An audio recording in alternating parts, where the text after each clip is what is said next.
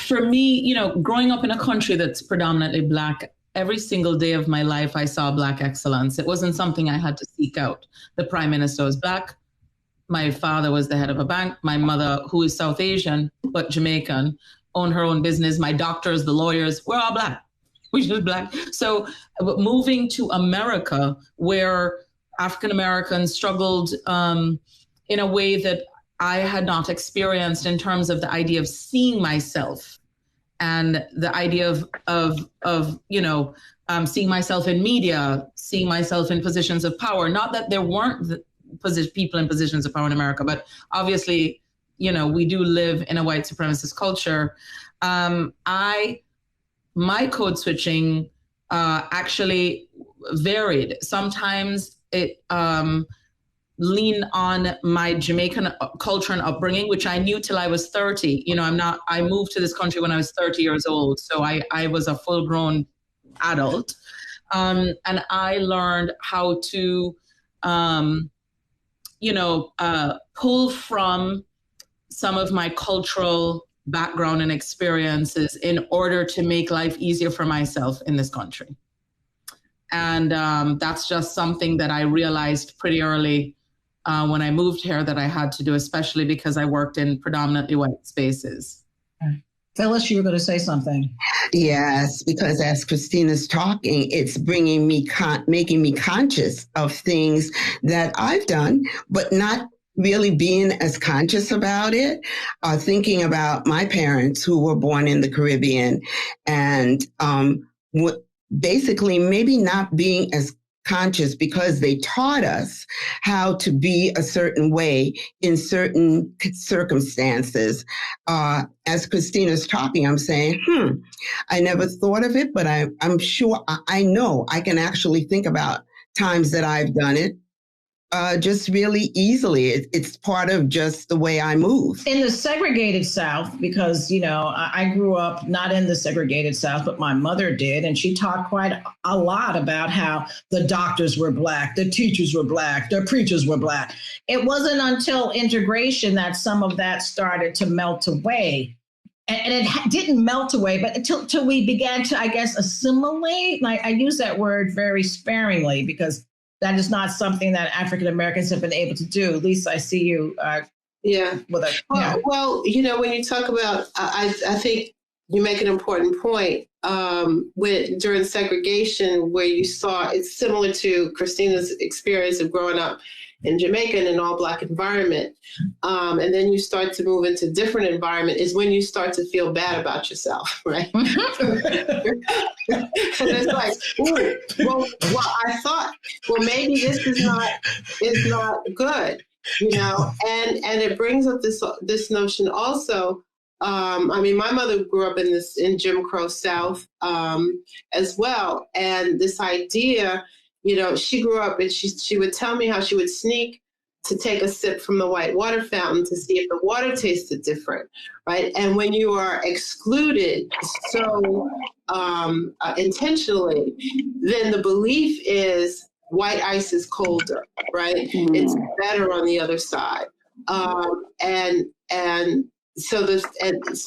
So coming back to the code switching piece too, I see it a lot, and I experience it myself, particularly now in my language. You're speaking a certain way in certain environments, and I'm much more relaxed in my language, in my cadence. And as Phyllis said, it's not so conscious, but I am consciously doing it. Absolutely. So what I think we need... Oh, sure. And then we'll go to cultural competence. Go right ahead, Helen. Okay, great. I love this idea about code switching and so it is in our language. It's like, but there's nothing wrong with that. But what happens is in order to be accepted in white spaces, whether people think that that's professional to code switch, right, that you can't show up as your authentic Black self. But what research suggests is when Black women in particular code switch all the time in these professional settings, that's all the way from changing how we talk to changing how we look to having our hair a certain way, all that other stuff. It takes a toll on us. And that takes a toll on us to have white people accept us. And many times they're going to reject us no matter how we show up, but they might reject us less if we show up trying to be white. So we got to move to, some people want to move to be like, I'm going to show up as my authentic self, which could be speaking Ebonics or speaking in my, language that's most comfortable for me, wearing my hair in a natural way. And, people can either accept it or not accept it, but people feel much more comfortable doing that. So there's many ways of showing up, but code switching for some. And I think that might have an economic consequence. That's, I think, what people fear, the economic consequence. But if I could switch to cultural competency, because that's something that we let our viewers know that we were going to be talking about. And I think, let's talk about that, Helen. Cultural competency. What does that mean? Because a lot of businesses are moving their customer service into being culturally competent. They're training people to be culturally competent. What are we saying? What does that mean? Right. We'll talk a little bit about that. But in addition to being culturally competent, they need to start thinking about how white supremacy shows up in those environments. Cultural competencies, many times they have different articulations, but it's essentially awareness of your own attitudes, biases, and beliefs. These are for individuals.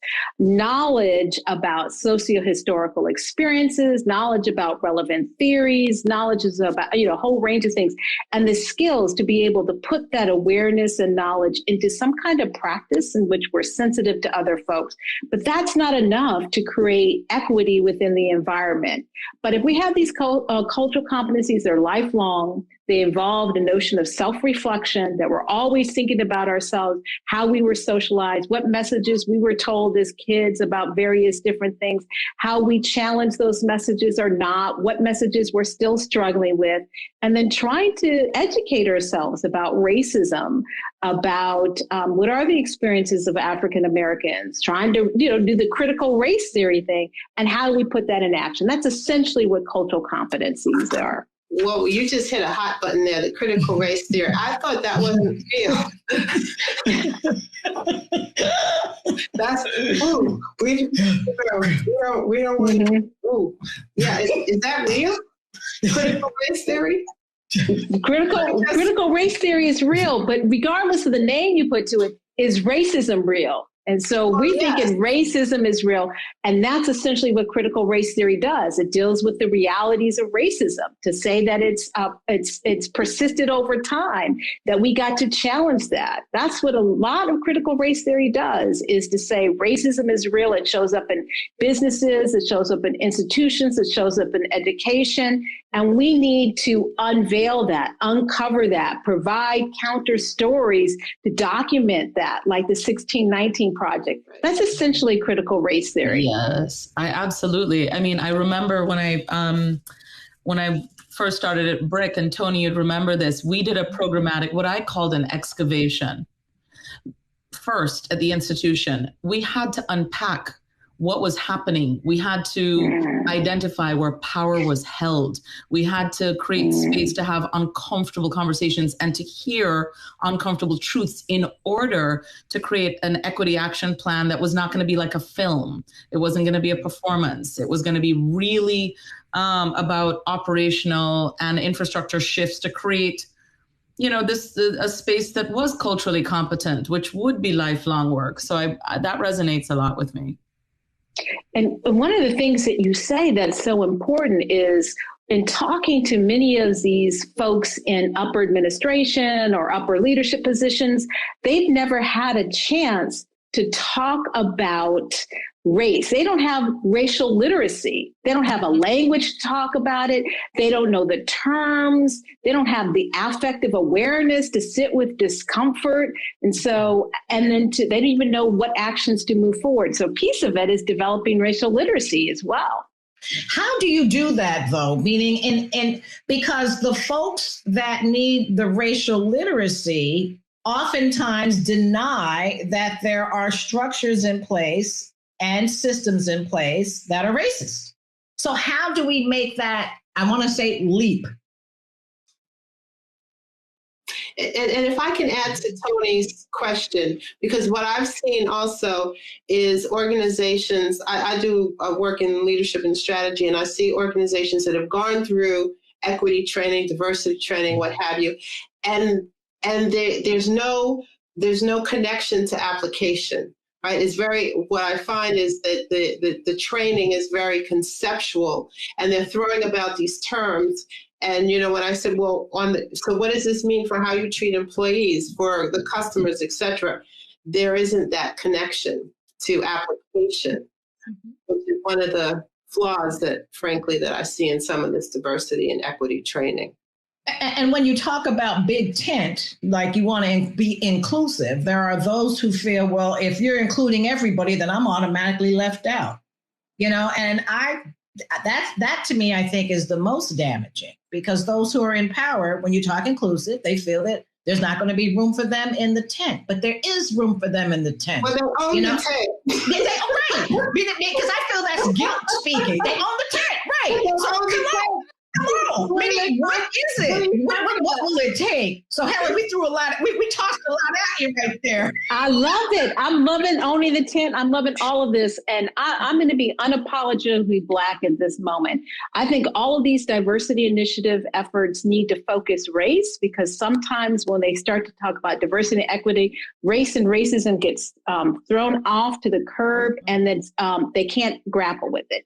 But you asked the first thing first is that we need to focus on ourselves. I think a lot of times people want to have a cognitive understanding about different issues, but if they don't grapple with their own affective responses, their own socialization, their own biases, their own assumptions, nothing's going to change, because they're not going to be able to get the cognitive stuff. And they need to be reflexive and own their issues, okay? And that's reflexive on an individual level as well as an institution. Need to be reflexive on their practices and how their practices has led to inequalities within the system. And I would just close by saying, I'm not sure if it was inadvertent, right? I mean, were these policies inadvertent? I'm trying to be nice. I'm trying to be nice. Well, I will say they have not been inadvertent. And I love the curiosity and the transformation and the unpacking all of these policies that have oppressed those of us from other walks of life, other racial backgrounds, knowing that race is really not a thing. I want to get there. It's just not a thing. But anyway, Helen, this was excellent. Thank you so much. And we're going to have you back, okay? So thank you. Yes, we're going to have you back. I love your energy and really love what you're bringing to this conversation, all of it really positive. So thank you all. And thank you, Dr. Helen Neville. And to all my Savvy panelistas, we'll see you next time on Brooklyn Savvy.